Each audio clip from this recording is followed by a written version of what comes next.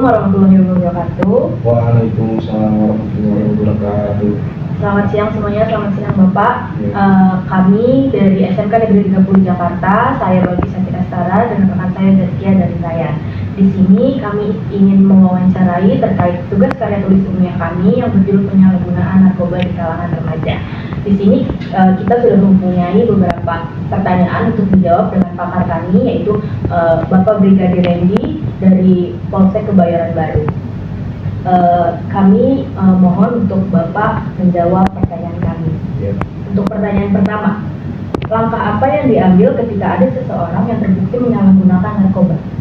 Baik, saya akan coba jawab.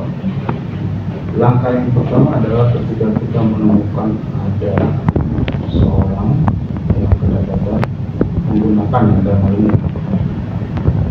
Terlebih dahulu kita akan mengamankan orang tersebut, kemudian membawa ke Polsek Kebayoran Baru kantor. Nah, setelah di kantor, kemudian kita lakukan tes urin terhadap orang tersebut. Tentunya dalam pelaksanaan tes urin itu nantinya akan didampingi oleh dokter ya, dari pihak dokter, bisa berkoordinasi dengan klinik yang menyediakan fasilitas untuk melakukan cek urin. Nah, untuk pelaksanaannya, kalau dalam keadaan mungkin darurat, cukup dari kepolisian saja dengan 10 orang petugas. Tapi kalau untuk keabsahan atau untuk pro justisia ya, kalau istilah kita, itu perlu koordinasi dengan pihak kedokteran. Jadi kalau dalam kondisi darurat cukup kita petugas 2 orang. Nanti setelah dites dengan cara diambil sampelnya, kemudian kita ambil di sebuah wadah ya, dituangkan seluruhnya, kemudian kita menggunakan alat namanya tespek.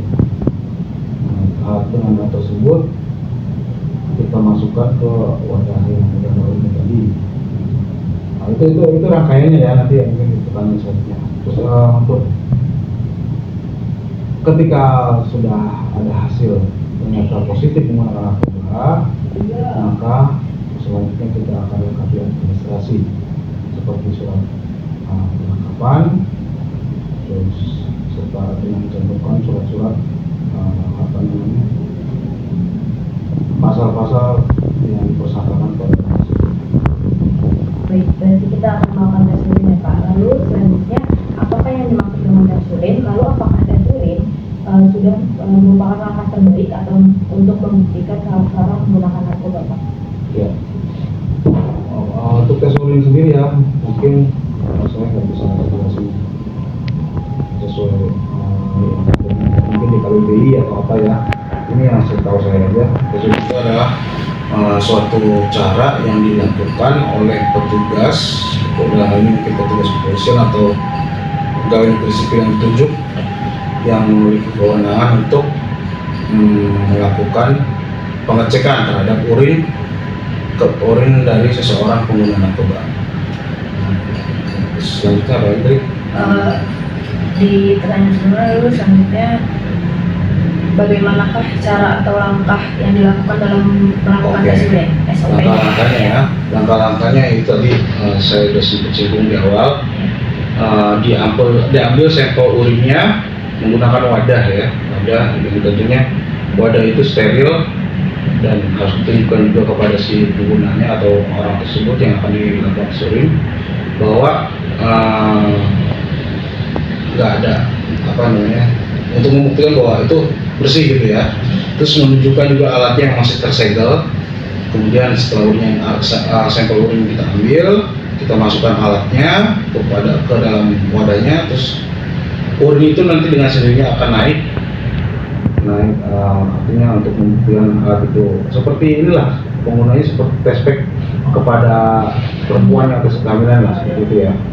Nanti cuman bedanya kalau tes kehamilan itu kan garisnya 1 ya kalau nggak salah. Dua. Kalau positif itu 2, kalau negatif 1. Nah, berbeda lagi dengan tes urin narkoba. Kalau narkoba itu kalau 1 itu positif, kalau 2 negatif. Untuk pertanyaan selanjutnya, Seberapa pentingkah tes urin dilakukan di sekolah? Dan menurut Bapak, seberapa pentingkah tes urin untuk dilakukan? Oke, urin itu sangat penting ya, karena itu adalah tolak ukur kita untuk menentukan bahwa orang itu pengguna narkoba atau bukan. Jadi kita bisa buktikan kepada orang itu atau kepada mungkin lembaga lainnya yang terkait agar orang itu positif narkoba atau tidak. Ya salah satunya dengan cek urin itu. Untuk pertanyaan selanjutnya, menurut data pada tahun 2023 mayoritas pengguna terbanyak dengan rentang usia itu biasanya di usia berapa, Pak? Untuk kita ambil tahun 2003 ya, 2023. Oke, 2023 berdasarkan data yang kita miliki di 2023 ini cenderung lebih persentasenya naik di angka 20% dibanding tahun sebelumnya. Saya tidak bisa jelaskan mungkin faktornya apa. Yang jelas rata-rata penggunanya itu tentang waktu usianya ya, tentang usianya di usia produktif ya 20 tahun sampai 25 tahun. Dan itu sebagai besar untuk tidak menutup kemungkinan di usia sampai SMA itu juga banyak. Pertanyaan selanjutnya, menurut data jenis narkoba apa yang paling banyak digunakan pada kalangan anak remaja, Pak? Ya, ataupun untuk jenis narkobanya ya. Selama ini yang paling banyak adalah narkotika jenis sabu-sabu. Karena di peredaran sendiri narkotika jenis ini cukup banyak ya, atau mudah mungkin dilakukan oleh masyarakat dan dijadikan disalahgunakan mungkin untuk melebihi terhadap mindset masing-masing ya. Kadang sabu-sabu ini dikonsumsi oleh anak muda sekarang, anak itu ya mungkin happy apakah saja jelas untuk data sih sabu-sabu yang lebih mayoritas. Yang kedua itu ada tembakau sintetis. Nah, kalau untuk di sini lebih familiar atau lebih banyak digunakan oleh anak-anak sekolah atau anak SMA atau SMP. Karena jenis narkoba ini menurut alasan yang kita dengar dari yang bersangkutan langsung seperti minum alkohol efeknya. Jadi mereka lebih suka mungkin ya seperti minum alkohol mungkin gitu. Jadi ya, Pak. Jadi untuk pertanyaan selanjutnya, bila mana ditemukan ada siswa di dalam suatu sekolah yang kedapatan membawa narkoba, langkah apa yang dapat dilakukan oleh pihak sekolah maupun penegak hukum, dalam artian di sini pihak kepolisian? Jadi mungkin langkah pertama adalah kita berkoordinasi dengan pihak sekolah. Nanti dari pihak sekolah inginnya seperti apa. Kalau memang dari pihak sekolah menyerahkan sepenuhnya kepada pihak kepolisian, nanti kembali lagi kita akan lakukan. Itu jika ini ya menggunakan anak saja ya. Iya. Kalau menjadi pengguna saja mungkin cukup direhabilitasi. Kita serahkan ke lembaga rehabilitasi atau bukti dia menggunakan. Tapi kalau ada barang buktinya, kalau sesuai undang-undang yang mengatur, itu pasal 112 kalau untuk sabu-sabu dan 111 untuk ganja, itu bisa ditahan dan bisa diproses hingga sampai pengadilan. Untuk pertanyaan selanjutnya masih nyambung ke jawaban Bapak sebelumnya tentang rehabilitas. Kira-kira apakah penerapan rehabilitas sudah maksimal dan efektif untuk dilakukan para pengguna narkoba? Lalu rehabilitas itu kira-kira bagaimana mekanismenya, Pak? Oke, rehabilitasi itu memang sudah dibentuk cara yang terbaik untuk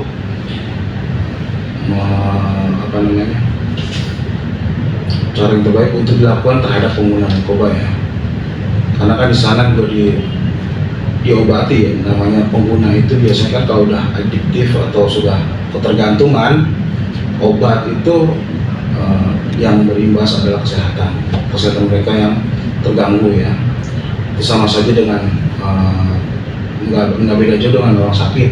Orang sakit itu kan harus diobati. Begitu juga di rehabilitasi itu kan diobati juga. Gitu. Sampai dia benar sembuh dari ketergantungan narkobanya, baru bisa dinyatakan sehat dan bisa kembali lagi ke masyarakat. Gitu. Dan menurut saya sih udah sangat efektif ya. Itu cara terbaik lah. Kita udah sampai di pertanyaan terakhir. Kira-kira nih Pak, apa pesan Bapak yang bisa Bapak sampaikan untuk anak remaja di Indonesia untuk terhindar dari narkoba? Baik, mungkin pesan-pesan saya mungkin mewakili anak saya di sini dari petugas kepolisian, menghimbau kepada remaja, anak sekolah untuk jangan sekali-kali mencoba ya. Ini mencoba saja juga jangan ya, apalagi menggunakan. Yang jelas ini adalah barang yang dapat merusak generasi bangsa.